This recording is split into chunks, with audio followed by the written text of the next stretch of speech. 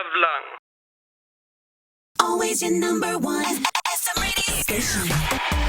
Love Radio. Lumalis lang eh. 988 sa 986. Hey! Tambala na! At eto na sila, ang nag-iisang masugid na tagahanga ni Nicole Yala. Chris Chuper! Kasama ang nag-iisang die-hard fan ni Chris Chuper. Nicole Yala! Mula sa Mahiwagang Burnay, ang kwento.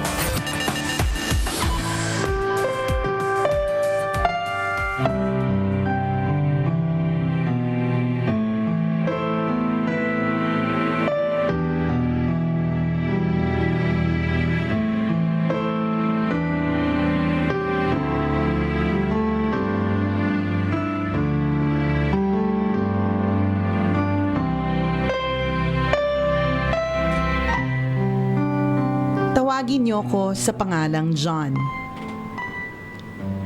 Nagsimula ang buhay ko sa isang liblib na lugar ng Negros Oriental.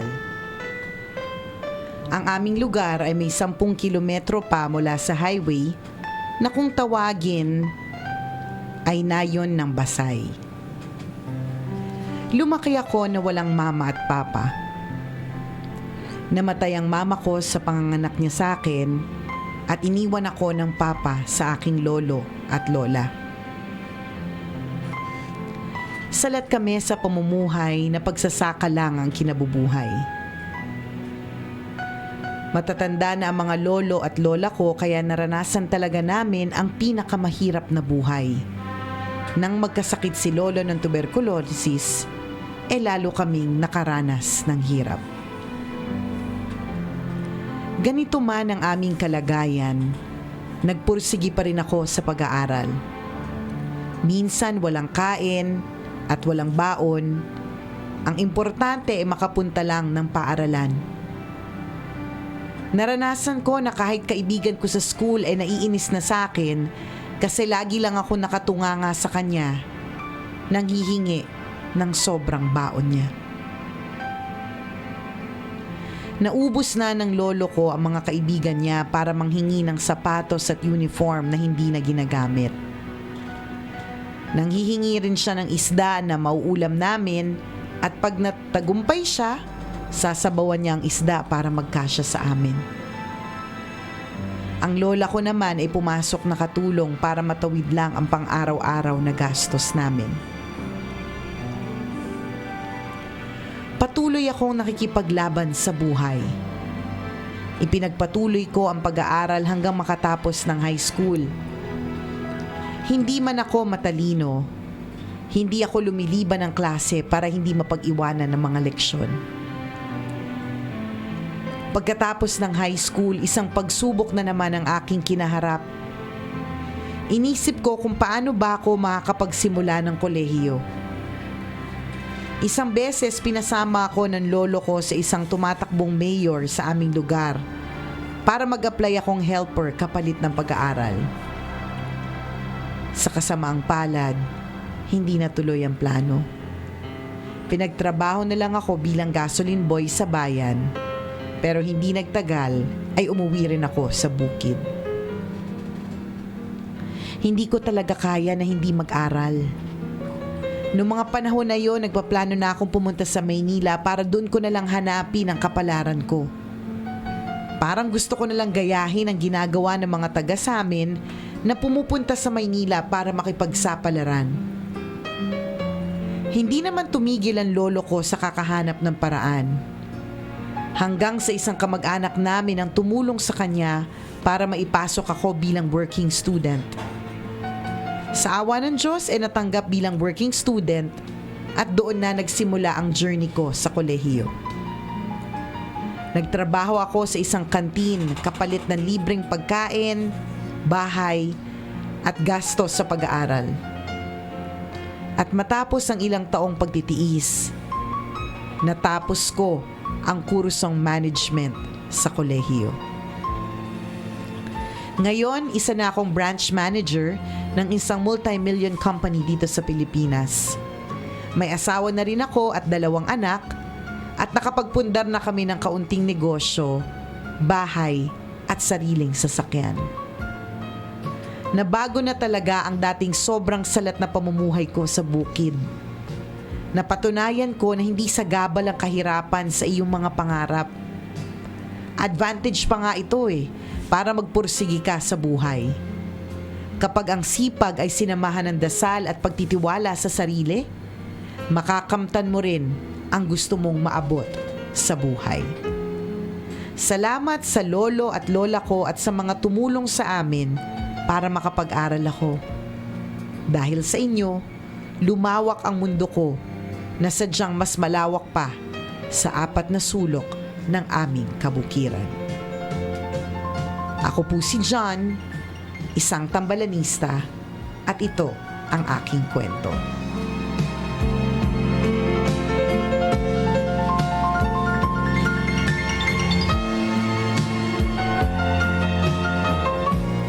Good job! Good job, John. Ito yung mga halimbawa ng mga tao na hindi isinisisi sa gobyerno ang kahirapan nila. Yan. Tama. Oo, Hindi kasalanan diba? ni Mayor, hindi Correct. kasalanan ni Presidente. Although syempre Factor. may factor talaga, pero ito si John yung isa sa mga nagpatunay na kaya mong Kaya mo makasurvive. Kaya mo makasurvive, that it takes 2 to tango. Na kung wala mang ginawa yung Gobyerno para sa'yo, di ba? Hindi ibig sabihin nun na wala ka nang rin gagawin para sa sarili mo. Tama. Tuwang-tuwa ako dun sa sinabi ni John na hindi ko talaga kaya ang hindi mag-aral. Tama. Di ba? Nakakatuwa Ganda yung pag-iisip na gano'n na hindi ko kaya rin na hindi ako mag-aaral, samantalang iba na anong petsa na, hindi pa nagbabakasyon. Yeah. Ilang araw na lang, bilangin natin bago magbakasyon, di ba? Ito yung linyahan niya, hindi ko talaga kaya na hindi ako mag-aaral, di ba? Sobra niyang Nakaka-inspire. pinahalagahan na ang pag-aaral. Totoo yun mga kaibigan. Itong sinasabi natin na edukasyon talaga ang magbibigay sa iyo ng panibagong bukas, panibagong pag-asa. 'Di ba? Yung magandang kinabukasan. Totoo po yun, lahat ng mga taong nag-aaral kasi naiiba ang takbo ng isip. Correct. 'Di ba? Naiiba yung drive, naiiba yung perspective. At kapag ikaw ay nakapagtapos na pag-aaral, although again, hindi naman lahat talaga siniswerte, Tama. pero iba pa rin kasi may pinag-aralan.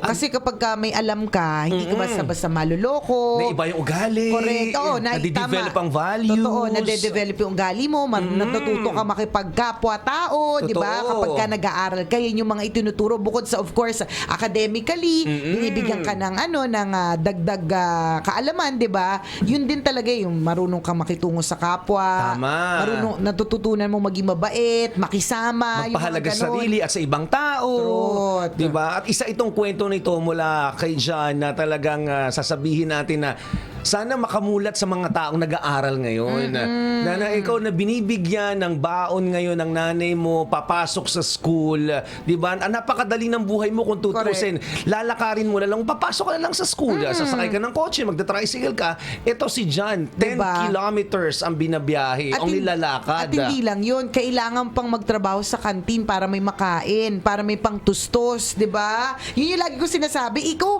mag-aaral ka na lang, May baon ka na inihahain na nga lang sa'yo. Oo. Tapos ang dami mo pang hanash. Pinagpaplansya ka pa ng nanay mo ng damit Kaya mo, di ba? nga, Pinagluluto diba? ka ng almusal, papasok ka na lang. Ito si John, yung lolo niya, sabi niya, naubos na yung mga kaibigan ng lolo ko, Oo. 'di ba? Para hingan ko ng mahihingan ko ng pabor o ng pang-uniform ko. Ubus na yung mga kaibigan, 'di ba? Para lang doon makahingi, makautang o 'di ba? Samantalang ikaw, 'di ba? Yun na nga readily available everything. Mag-aaral ka na lang. Lumalandi ka pa.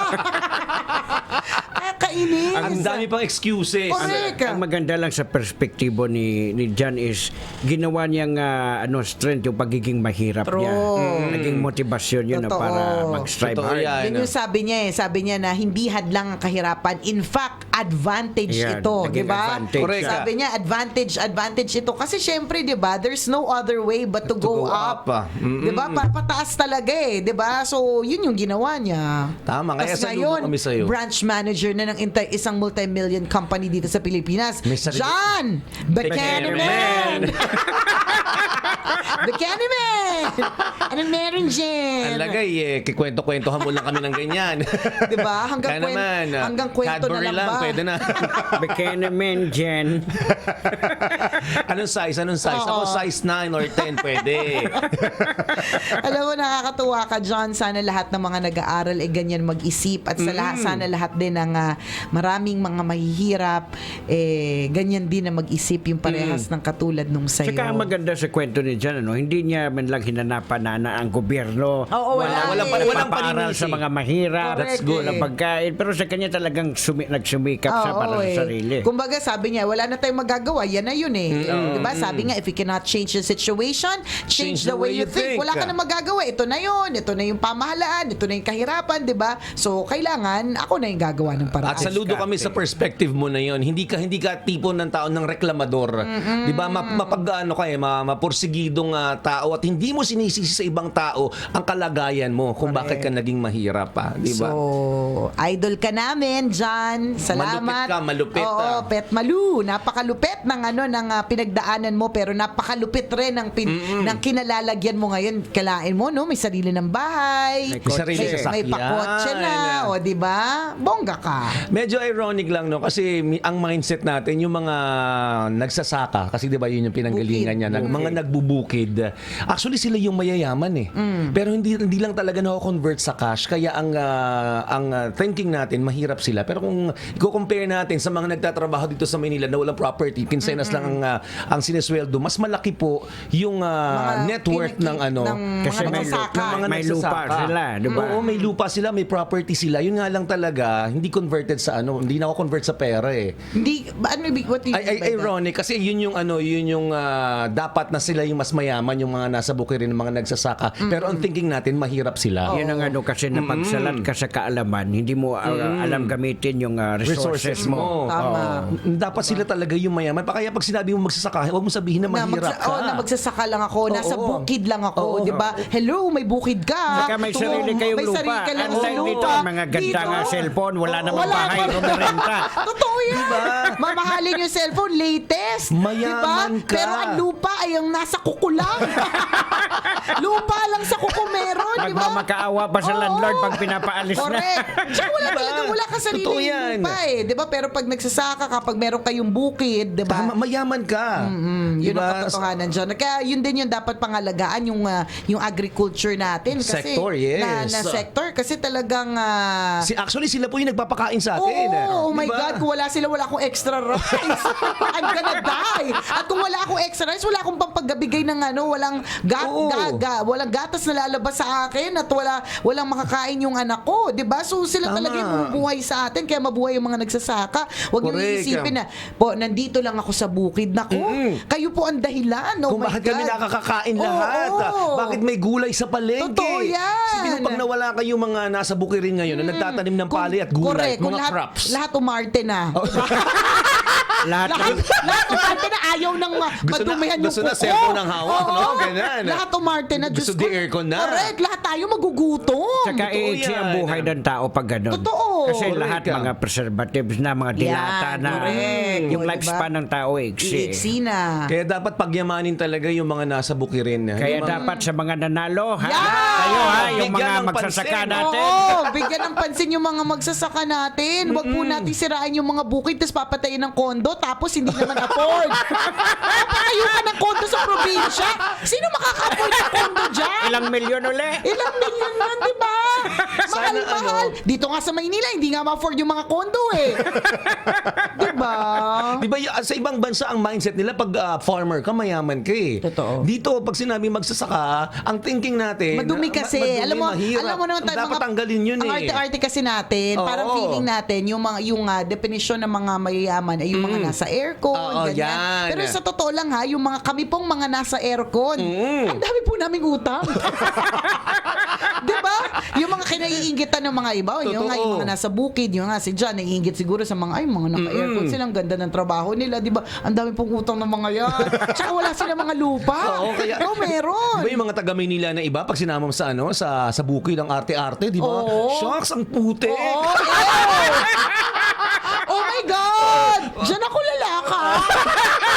Ang sarap itulak eh. No? Ang sarap itulak. Pero pagka pumunta ka naman sa bahay nila sa Maynila, wala silang lupa. Tama. Nakakaloka. Walang tubig yung bahay nila. Tama. Di ba? Hindi nakakabayad ng kuryente. Oo. Di ba? Eh, Pero ikaw na nasa bukid. Di ba? Magtanim ka lang dyan, may makakain ka. Di ba? Hindi ka actually, mga nasa bukid, hindi sila nagugutom. Wala lang talaga silang pera. Pero marami Hindi lang silang talaga. pagkain. Nako, kaya please alagaan natin. Tsaka meron tayo isang kaibigan na nagsabi na kumukonti na daw yung mga magsasaka. Yun nga, ang dami ng kasing mga arte ngayon. merong billboard before na na pinakita na matanda na yung mga nagsasaka. Matatanda na yung pinakita sa billboard, matandang babae yata or lalaki. Yun, tapos kita mo na wrinkled na matanda na. At sinasabi doon na yun nga na yung mga magsasaka ay matatanda na. Tama. Naghahanap sila ng mga bata, yung mga next batang- generation. Next generation na magsasaka kasi sila talaga yung bubuhay sa atin. OMG. Totoo ka dyan. Nababawasan sila. So sana pagtuunan ito ng pansin. Actually, major issue to kasi Totoo. dapat siguro educate or bigyan ng panibagong pag-asa na kapag ikaw ay naging isang magsasaka, kumbaga magkaroon ng ganong klase ng ng Siguro education. parang i-professionalize yung pagsasaka. Oo. I-educate sila ano bang tamang proseso para at least maramdaman nila yung worth nila. Tama, i-uplift yung moral nila. Oo, Yun. saka maramdaman din ng mga kabataan, oy, magsasaka yung father ko. Oo, Kumbaga correct. may something na look forward, hindi yung, ay, ganito ayoko dito sa bukid. O kaya yung sasabihin mo, nagsasaka lang yung tatay ko tapos binubulong pa. Oo na, Hoy, nahihiya ka. excuse me ha, wag kang mahihiya. Tandaan, nako, kung walang magsasaka, walang talong sa'yo. Oo, Kay lahat. wala tayong pagkain sa Oo, palengke. correct. Lahat yan galing sa magsasaka. Dapat talaga silang alam mo, dapat silang i-uplift. Bigyan ng pag-asa na hindi mawawala sa isip nila na Mahalaga sila. na mahalaga Yan. sila na ayoko na magsaka. Sana hindi ganon. Sana. Tsaka sana yun nga magkaroon ng mga madaming mas bata pa. Correct. Kayong mga talaga ha, yung mga nanalo talaga kayo ha. Yan. Alam nyo na ha. Tutukan yun. Kasi minsan, Tutukan nyo na talaga. ang nakakalungkot lang sa magsasaka, halimbawa, mag-aani sila ng palay, bibilhin ng mga traders ng napakamura, tapos ibebenta sa consumers ng pagkamahal-mahal. Correct. Totoo ka dyan. Diba? Yan. Sobrang nakakalungkot. Yun yung nakakalungkot. Sana yung mga nakaupo. Sana po yung mga nakaupo. Bigyan ng Kung pansin ng mga halimbawa, magsasaka. Ang laki po ng role na ginagampanan nila sa buhay ng bawat Isipin mo, tao. kunyari si 6 years nila nakaupo, yun lang yung tutukan niya. Kung sino man sila. O yun. Oo. Yung mga magsasaka lang. Diba? Diyos ko, ang Yaman. laking bagay na nun Lahat tayo hindi magugutom, hindi tutukan niya lang mamahal yung ang bibilihin. correct, yung plight ng mga magsasaka. O, Diba? Sana yun. Oh, sige, yun na. Alam mo sa atin magagaling talaga. Kasi mahalaga po ang mga magsasaka. Lahat ng mga nasa bukid, po sila, ang laki ng role na ginagampanan nila sa buhay Tsaka natin. si partner proud na anak ng farmer. Oo Kapag ka naman. nag-fill up yan ng mga form, tapos Oo. nalalagay niya yung occupation. Kaya niya pala sinasabi na mayaman Oo, yun. oo, So, oo. Kasi anak ka- mayaman. Kasi mayaman talaga yung tsura. Amoy lupa lang talaga. Hindi lang nagpapahalata. Amoy lupa kasi. Diba? Oo, kasi ako hindi nalulungkot din ako. Lagi niya sinusulat doon, father's occupation, farmer. Laging ganun kasi talagang ipinagmamalaki Ano naman niya. ang engineer? Yung mga bukiri nila, tanghenyo. Chuper. May hacienda. Oo, Chuper, may tanong kami ni tanghenyo. Bakeneme. Bakeneme. Kaya pala kanina niya pa inulit-ulit na mayayaman. Yaya, diba? Na kung tutuusin, sila ang may lupa. Yan. Hindi. Kasi, oo na, partner, mayaman kayo. Ito. Mali ang conclusion nyo. Super, Ito may ay tanong para kami. sa lahat. Bakeneme. Hindi, pero ako nalulungkot lang din Alam ako. ko na. Magpatayo ka ng party list tungkol sa magsasaka. Diba? Kasi sa pamilya namin, doon kami namulat farming talaga. Correct. Ako marunong ako magsaka. So, marami sa pamilya namin. Kailan natigil? So, iba yung larangan ko. Umarte na eh. Oo, sa aircon na. Ayaw na naitiman ng bato. Ikaw pala yung example. Example ng umarte. Ayoko dito, magmamanila ako. Ayokong bitak-bitak yung paa ng ate ng gito. Nagpapa-foods pala. Ito talaga eh. Ito pa rin eh. Ayoko na mainit. Ayoko na madumi. Hindi kasi kasi hindi nga doon kami namulat eh. So sabi ko, na-observe ko sa next batch after ng tatay ko o ng mga tito ko, wala na. Ikaw nga yung next batch eh. Pero DJ ka. Ayoko magsaka. I wanna be a DJ. Makikipagsapalaran ako sa Maynila. Ano yung linya ni Marisol Soriano? Ayoko nang mabaho. Yan, ayoko na madumi. Oh, So diba? in other words, matetenga yung yung mga Kasi wala nang ang bata, wala nang next generation. Oo. Sino na Wala Otisimo, wala si nang tatay. gusto. Oh my God, si tatay Godo pa rin hanggang Oo, ang ngayon. huli. Oo, hanggang ngayon. Ah, talaga ba? Eh kasi ang arte mo eh. Dumijay ka. Paano yung mga bukirin ninyo? Ang arte-arte na ito. Yak, ang putik. Dito ko inom. Wala bang mineral water dyan? Kainis. Samantala sa bukal lang naman umiinom dati. Sa bukal naman lumaki. Oo. Ay, nako. Mabuhay yung mga magsasaka. And yun Yes. nga, sana yun nga yung tutukan nung mga uupo, di ba? Yes. Na yung agriculture talagang big ano yan. Parang hindi yan natatapos na issue eh. Correct. Pahalagahan ng mga magsasaka. Mabuhay yung mga magsasaka. Yes. O sa lahat ng mga kabisya natin na katutok, maraming salamat po. Enjoy the rest of your day. Muli ako po si Nicole Yala. At ako naman si Cambio King Chris Chuper. Papaalala, walang matatag na relasyon sa malanding may determinasyon. Yun! Ang programang Walang Problema, Hey Tambala Na, ay hatid sa inyo ng